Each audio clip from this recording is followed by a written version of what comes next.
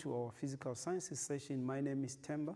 Today we are focusing our attention on different types of changes in as far as matter is concerned. So what we know by now is that matter consists of particles, and it exists in any of the three forms in terms of the solid, liquid, or gas. So what essentially our lesson seeks to look into for the purpose of today is that we want to see exactly what happens when changes occur in different forms of matter.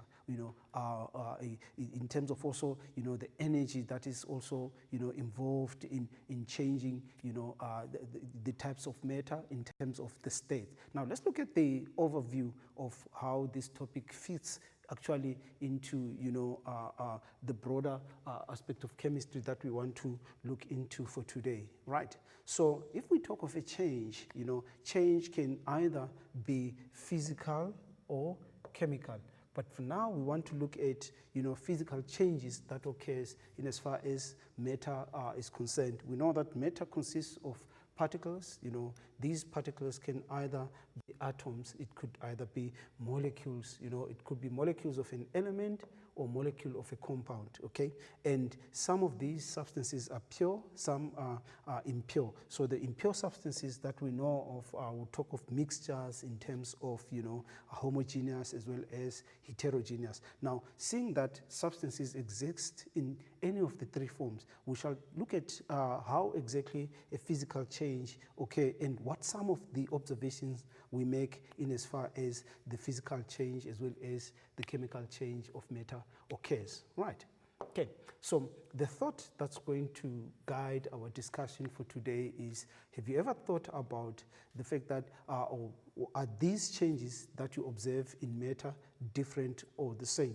So we want to look into, differences and similarities, compare and contrast between, different types of changes that matter undergoes under different conditions, that is, right? Okay, now, what are some of the key words that we want to remind ourselves, or that we use once too often than others? We talk of phase changes, and remember, when we talk about phase, we're either talking about a substance being a solid, okay? It could be a liquid, okay? It could be a gas, right? Or a combination of any of these three phases. So the changes that occur in as far as a material or a substance is concerned will be a transition between any of these two of the three states of matter. But in some cases, we also have phase changes that involve from solid to gas or vice versa. So our focus is on the phase change, right? Okay, what is it that we know? We know that matter, which has got mass and volume. So any matter anything that's around us and everything around us is matter, because it has got mass as well as and occupies volume, right? Occupies space, okay, or it takes space, or it has got volume. All right, so it occupies space and it's got volume. It exists in any of the three forms. So when we classified matter, we talk about different types of matter, but the phases or the states in which matter exists are just these three very important ones. It could be a solid, it could be a liquid, or it could be a gas, right? And then what else? In a physical change, we can talk about size and shape. So when we talk about size, we're saying, how much space matter occupies, because we know that all forms of matter take up space or occupy volume, and they've got mass. So when we talk about size, we actually referring to the amount of space that a particular form of matter or material occupies. And also we can talk about shape. Remember, when we talk about shape, it has a lot to do with properties or microscopic properties of that material. That entirely depends on how the particles that make up that particular substance are actually packaged. So some actually have got very little spaces, some, they've got, by comparison, lots of spaces between whatever particles. And the word particle is used generally. So we can talk of atoms if it's a pure substance, which is an element. We can talk about, molecules, if it's a pure substance, which is actually, a compound, okay? We can also talk about mixtures, all of those. But at the end of the day, we would say then, in terms of properties, some, materials in a certain state, they've got what we call a fixed volume or shape. In other words, they've got a definite shape. But over and above, all forms of matter or everything around us actually occupies space, right? So this actually affects the size and shape of of a material.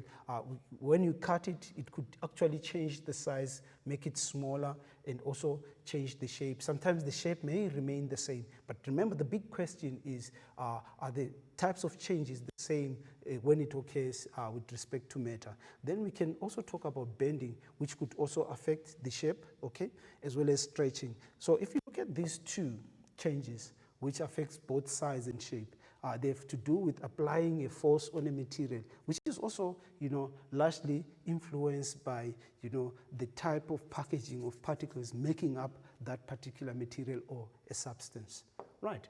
Okay, we also know something about mixtures, okay, in terms of alloys. Now we can talk about mixing solids and liquids or gases, as well as mixing solids and liquids, as well as liquids and gases. But essentially, it's about the three phases of matter, right? So that's as far as,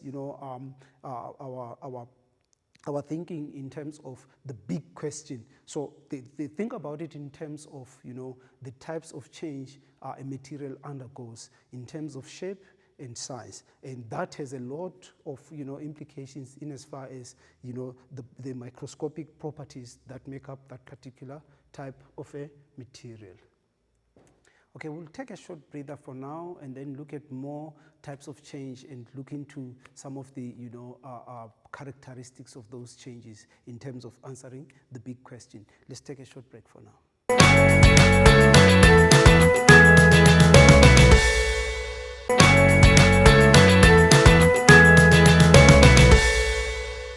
Welcome back from our short break. We still want to look into what exactly happens, at a, a particular level in as far as a physical change is concerned. Now, let's look at exactly what that means in terms of, the changes in size and shape. But remember, this has a lot to do with physical change in as far as, matter is concerned. Right, so what are some of the observations in terms of phase changes of any form of matter or material? Let's take our attention and, put it into the change when a material is a solid and then it changes into a liquid. These are the, aspects of a physical change that we need to actually look into. We can look at it in terms of the shape of the material.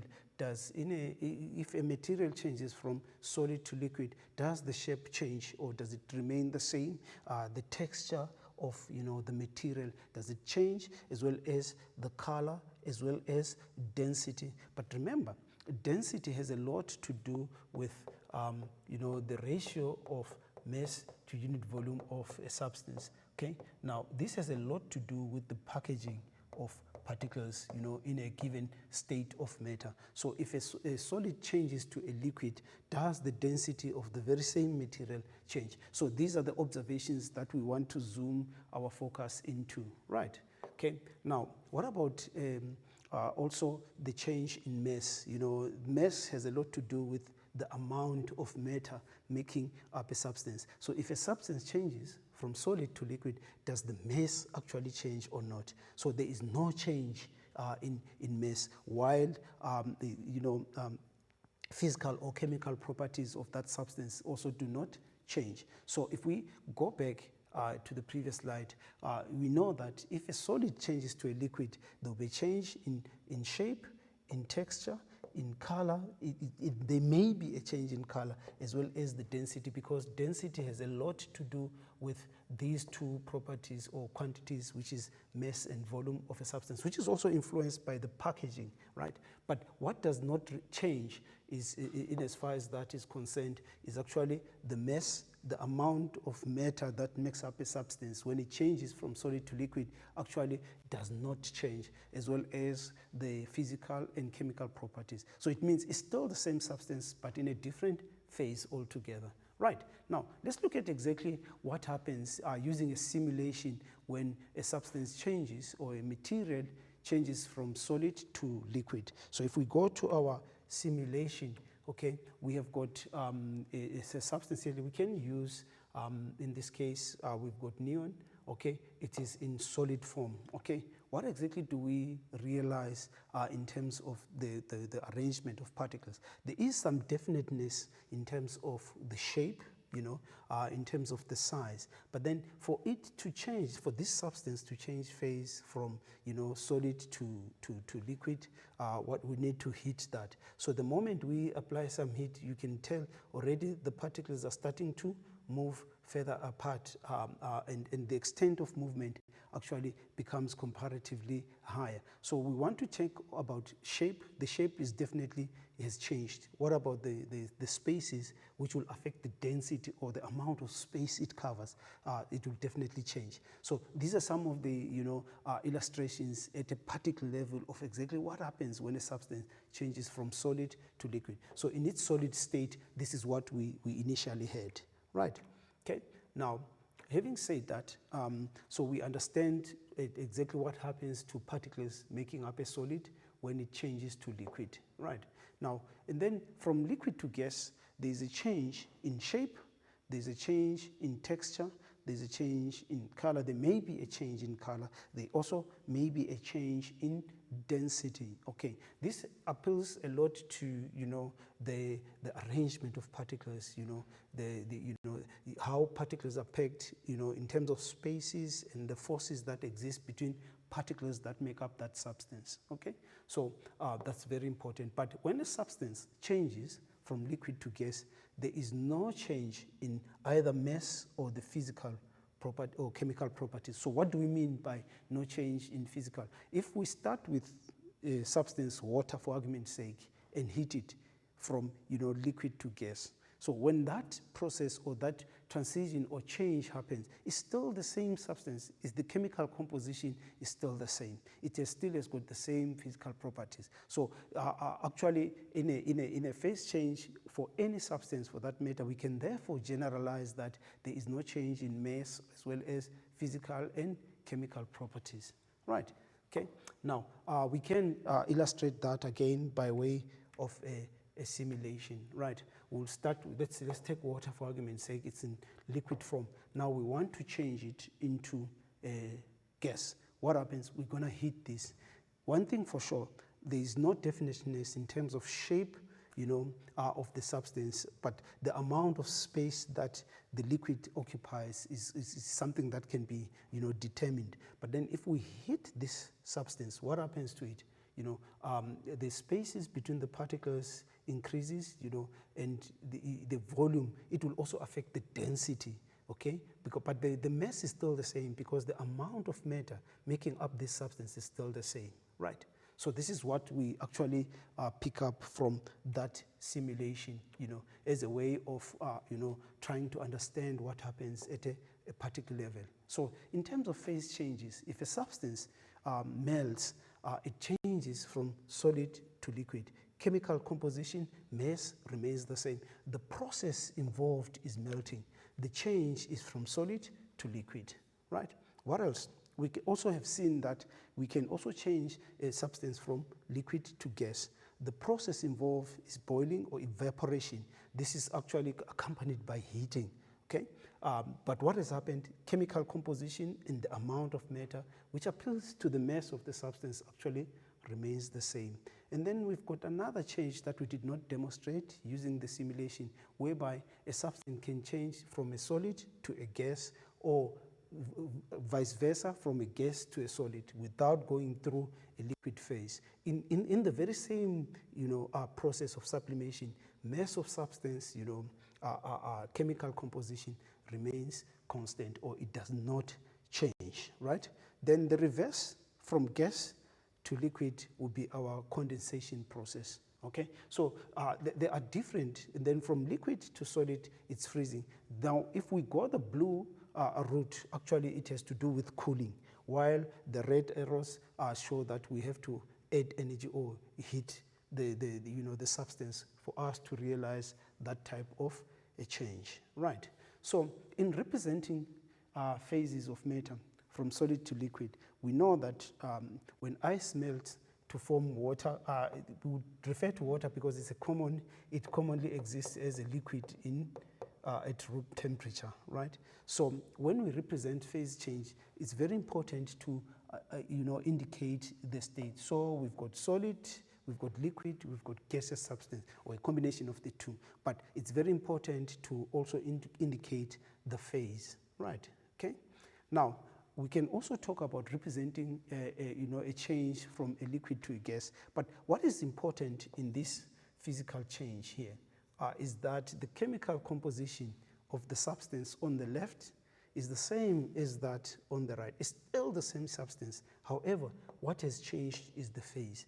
Then this could be accompanied by changes, in shape of, or in volume, which also affects the density of the material. So this is how we exactly represent a change from a liquid to a gas. So this is actually a physical type of a change, right? So if we are to, for argument's sake, represent any change, what remains the same, in all cases, as long as it is a physical change, is that the substance on the left of that change, I'm not going to use the word reaction because it refers to something else that we'll look at, at a later stage of this lesson. We would say then the substance on the left actually is the same in terms of chemical composition to the substance that is on the right. Okay, so that's a physical change. But what's so important about the demonstrations that we've done up to thus far is that we need to realize that as long as a physical change, mass, which is actually the amount of matter making up that substance, as long as it's a physical type of a change, which is, for argument's sake, from a solid, heating a solid and it becoming a liquid, the mass does not change. It remains constant because the amount of matter is still the same. While at the same time, if we're saying the substance on the left and on the right is actually of the same type of chemical composition, then it means even the physical property will remain constant. Why? Because it's still the same substance. But what could change in any physical change is, we can talk of the shape, okay? We know a solid, you've got some have got regular, but there's a definiteness of the shape, we can also talk about, the size, in terms of the space that it occupies. And the word size, we would want to relate it to the volume in terms of matter occupying, space or taking volume. So if the volume does change, it would impact on the density. Why? Because density actually has to do with the ratio of mass to volume of a substance. Okay, so that's as far as the types of change is concerned and how exactly we represent it. So similarly, we can use a different substance which to illustrate the change from liquid to gas, except water, and see that we can make the same generalization in terms of a substance melting and changing the phase. So if we go to our simulation, what we have here is water. We can use a diatomic molecule of an element, which is oxygen. If it's in liquid form, you can see already that the particles are closely packed because this substance is, if it's in liquid form, yes, they are moving. There is some kinetic energy, allowing the particles to move, but essentially it takes the shape of the container. So the shape is definitely going to change if we heat this substance. So what we want to actually realize is the behavior of particles in relation to what exactly happens when you change, a liquid changes to a gas. This is obviously going to be accompanied by heating. So if we heat, you'd realize that the extent of movement of particles changes. But what is also important to take note of is that the number of particles, as long as this container is closed, will remain the same. So the amount of matter making up these substances in terms of mass remains constant. So that doesn't change. But the spaces which will affect the space actually, or the volume occupied by this substance is definitely going to change. So the same generalization can be used with any substance. Now we can take a different one. Let's take a substance that makes up, that is made up of, atoms of an element. So particles can be anything. It could be molecules, it can be atoms. Let's take neon for argument's sake. If it's in liquid form, particles are actually gliding past each other, and the substance does not have a shape which is definite. Okay, it actually takes the shape of the content. So what happens if we heat a sample of neon, which consists of atoms as particles making up this matter? So if we heat, what is going to happen? It will affect the arrangement of particles, the space that is occupied by the substance as it changes from liquid to gas. But the amount of matter in terms of mass is actually the same. Right, so we can simply generalize and say that yes, indeed, mass does remain constant. The chemical as well as the physical properties of the material actually remain the same. So those are some of the very important, observations that we make in as far as a change of a substance from liquid to gas, which can be the same for any substance. It doesn't matter. Okay, we'll take a short breather for now and then look at more types of change and look into some of the characteristics of those changes in terms of answering the big question. Let's take a short break for now.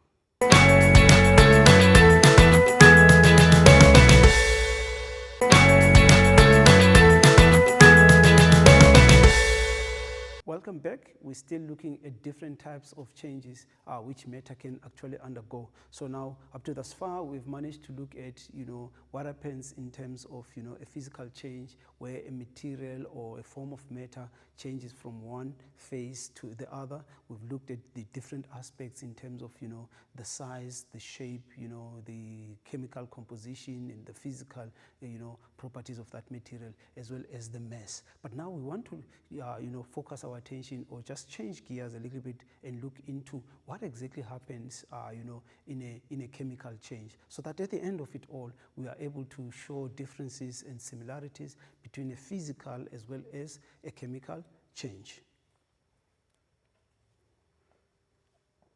So by now, we know something about a physical change in the sense that, it involves largely a change in shape and size of a material. However, the chemical and physical composition of that material remains the same. So now we want to look at what exactly happens, in a chemical type of a change. So this is the second type of a change that we want to discuss, right? So some of the key words that we want to remind ourselves of is, what exactly a compound is. Remember, compounds are pure substances in terms of classification of matter, and compounds are actually made of atoms of different elements, okay? Now, again, this is about chemical change largely, right?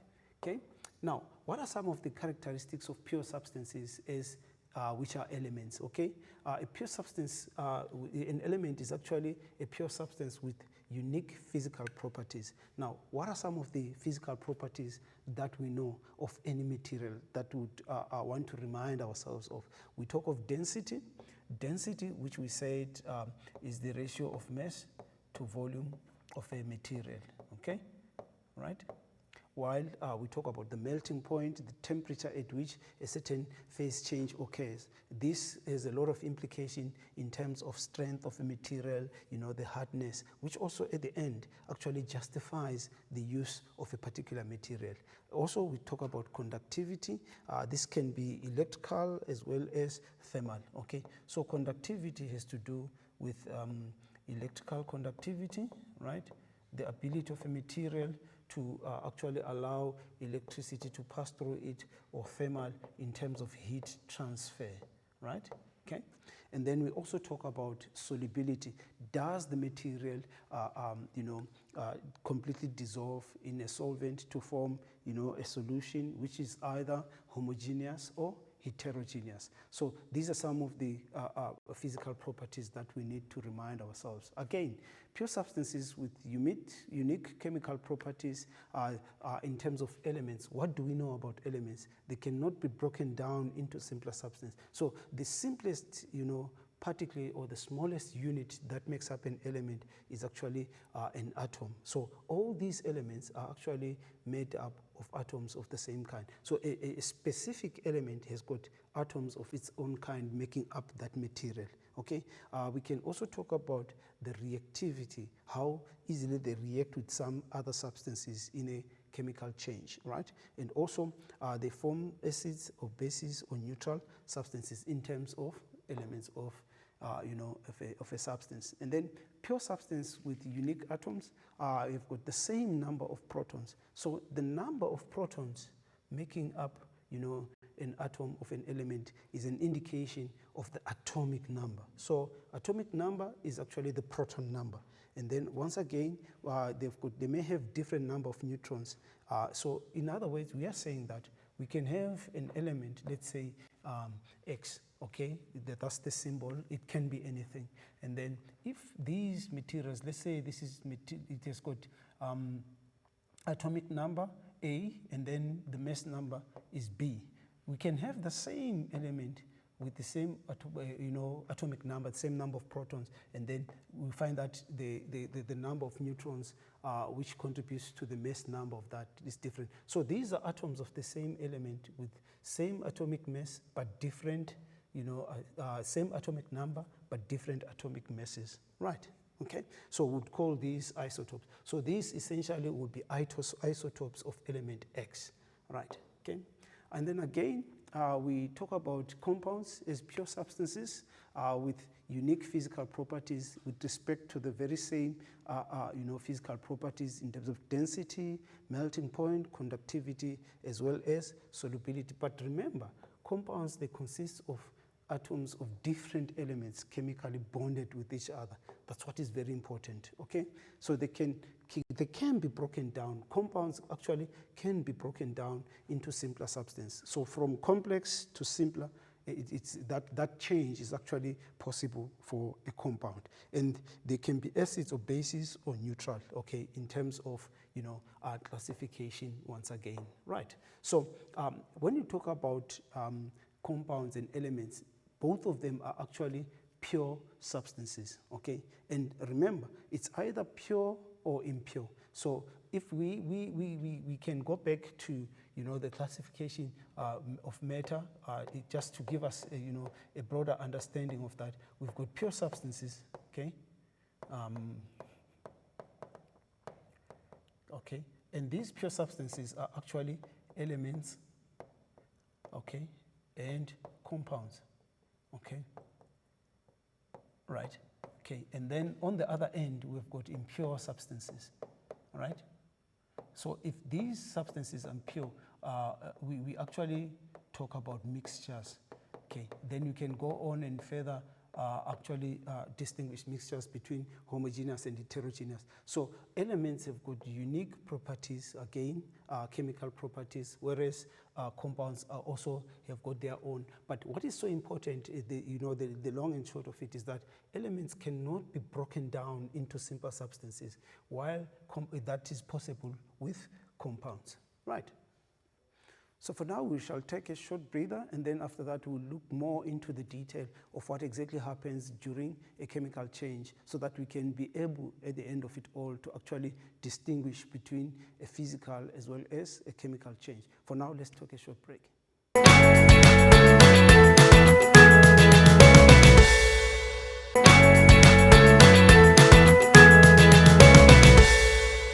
Welcome back. We're still looking into the chemical change, but now we want to zoom our attention into practical examples so that at the end of it all, we kind of get a sense of exactly what happens in a chemical change, and we'd look at practical examples in terms of substances actually reacting with each other. And I think at the end of the day, we would realize that in as far as the chemical change is concerned, it's definitely what we would always refer to it as a reaction, okay? Now, let's see what happens in a chemical change, right? Okay, what are some of the important characteristics of a chemical change? Energy is involved. We have seen that energy actually plays a pivotal role in terms of phase change with respect to a physical change. But similarly, for a chemical change to actually occur or to take place, we actually need energy in terms of heating. It could be cooling, either way, but we are safely saying that energy is involved in any type of a chemical change. Furthermore, what is very, very important that actually separates a chemical change from the other types of change is that there is formation of new substances. Okay, we'll understand that in more detail as we look into, the practical examples of chemical changes that we may familiarize ourselves, with. Okay, and then also there is a combination of elements, right? Now, remember, by now we understand the unique properties or characteristics of an element and a compound as forms of pure substances, right? That elements consist of atoms of the same kind, while compounds actually consist of atoms of different elements chemically joined together. So now, in a chemical change, we are simply saying that there is formation of new substances. Now, there is rearrangement of these particles that makes up the individual, reactants to form new substances. All right. So, an example of a chemical change that we may be familiar with is that of combustion, which has to do with the burning of a substance in excess oxygen, in a lot of oxygen. So if you take, for argument's sake, a substance like hydrogen, burning in oxygen. So there is a lot of oxygen, okay, and a certain amount of hydrogen to form a product. So in this chemical change, these two substances, oxygen and hydrogen, are actually our reactants. Okay, they're actually our reactants, and then water is actually our product. Okay, we need to be very careful in as far as us saying that new substances are formed. However, the new substance, which is a product, actually consists of particles that make up the reactants. Okay, so if we were to represent this combustion, because by now we are familiar with chemical formula, we know that hydrogen is actually, a molecule of an element, okay? So we would say hydrogen, which is diatomic, okay? Usually hydrogen exists as a gas. Now, remember the difference between a molecule. A molecule can either be a molecule of an element, meaning that it consists of atoms of the same kind, as is the case with hydrogen. Or it can be a molecule of a compound, meaning that there can be two atoms of different elements, but these atoms are chemically bonded together. So this is as far as classification, just to remind ourselves. So hydrogen actually reacts with oxygen. Oxygen is another molecule of an element, okay, to give us water, which is a compound. Right? It can be a liquid or a gas depending on the conditions in which this chemical change occurs. So this process of combustion is actually burning in a lot of oxygen. So this reaction, this change will actually stop when all the hydrogen is burnt in a lot of oxygen. Okay, so that's how would actually represent this chemical change. But it's very important for us to note that the particles that make up the product are actually those that are involved in actually making up or they make up the reactants. Okay, so this is a new substance which has got different properties from these that were actually reacted together. It's just an example, right? Okay. Now, what happens to particles when oxygen burns when hydrogen burns in a lot of oxygen? So if we can use particles to model this, let's say we've got very small particles that make up hydrogen molecules, okay? These are molecules, okay? Now understand that these are atoms of the same kind that are chemically joined together. So we are saying that this is a molecule of an element. Plus, let's say for argument's sake, they've got just 2 units and then a slightly bigger molecules of oxygen, all right? Okay, so these are our hydrogen plus our oxygen, right, to give us water. Okay, this is what is happening here. Okay, right. Let's say, for argument's sake, this is the case. Now, why are we saying that energy is involved? For these new substances to be formed, okay, actually this is our H2O molecule, all right? For these new substances to be formed, we need energy to actually, break these forces that keep these molecules of an element together, the atoms that make up the molecule, similarly to that, so that we can form new substances, okay? So if you look at it, the new substance that is formed consists of the same particles that we found on the left-hand side. So this is typically what happens in as far as a chemical change is concerned. We've used combustion, which is burning in oxygen, as a specific example, right? Okay, now if we are to represent combustion, right, so the word version of this change is that hydrogen, that's the name, and oxygen to give us water. So the hydrogen, we've said that it consists of molecules of this sort, okay, plus oxygen, which is slightly bigger, but both of them are molecules of an element. Now, the arrow that points from left to right, it shows us that if these two react with each other, they give us a product, which is water. So that's how we represent this chemical change. So this is actually a new substance that is actually formed. So that's a new substance. So this new substance that is formed would describe it generally as a product. Okay, and then these two are actually our reactants. So by now we know chemical formula. We've said that that's the symbolic representation, okay, right, plus oxygen, okay, another diatomic to give us what? H2O. So that's the different ways in which we can represent a chemical change, right? Okay, now let's look at a different example of combustion. In this case, we're talking about carbon and burning in a lot of oxygen to give us carbon dioxide. So carbon consists of atoms, okay, right? Let's say we've got 2 units, plus oxygen, which actually consists of what? Molecules of an element, okay, to give us a product, which is carbon dioxide. So that's, there's carbon, and then there are 2 oxygen there, right? So this is the new substance that is formed. So in terms of the symbolic representation, remember, chemical formula is something that by now would be very much comfortable with.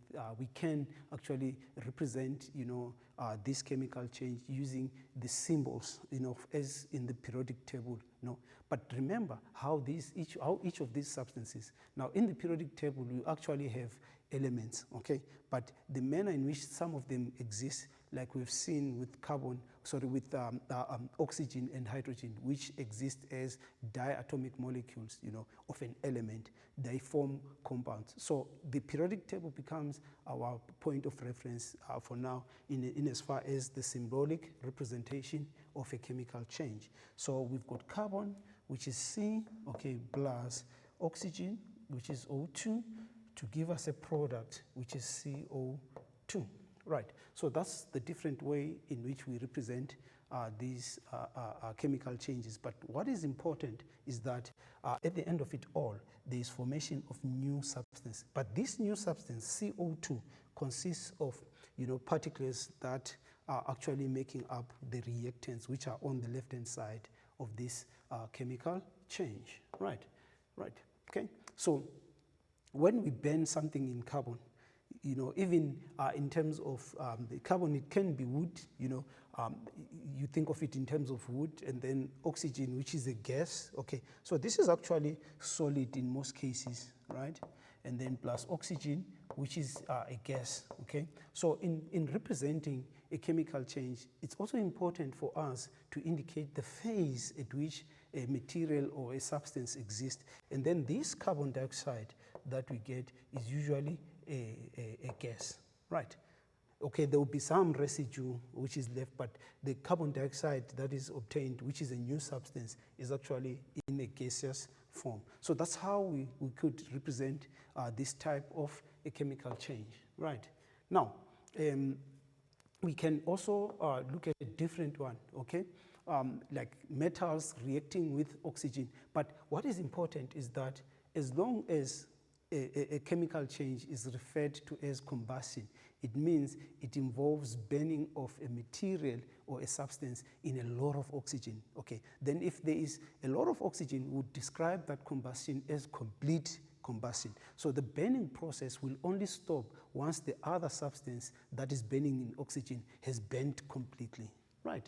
Okay, so here we've got a metal plus oxygen to give us an oxide. So in this case, we have got iron, which is a metal. So iron, it consists of atoms of an element, which is, these are the particles that make up iron as a model, and then plus a diatomic oxygen, okay, to give us what? Iron oxide, okay? Iron dioxide to get something like this. So if we are to also shift gears and look at it in terms of the symbolic representation, what do we have? We've got iron, which is Fe, okay, plus oxygen, which is O2, to give us, if we go back to the name of the product, which is the new substance that is formed, which is iron dioxide, it means it's Fe, okay, O2, right? So this is actually what is happening. Now, if we are to also think of it in terms of the phases, because we know something now about the phases of matter. So what are we saying? We would say in a nutshell, this iron dioxide, we need to also check carefully the chemical formula. Okay, iron dioxide, there needs to be 2 atoms of oxygen for every atom of iron. But generally, the emphasis is the fact that what is happening here is that new substances are actually formed, right? Okay, that's as far as that is concerned. We can also get, a combustion reaction or chemical change. What happens to the particles?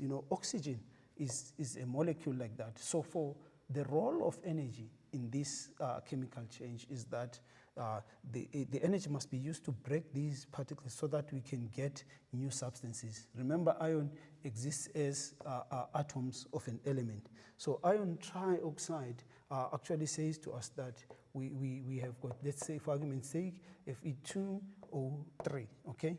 This is the chemical formula, which is actually the symbolic representation.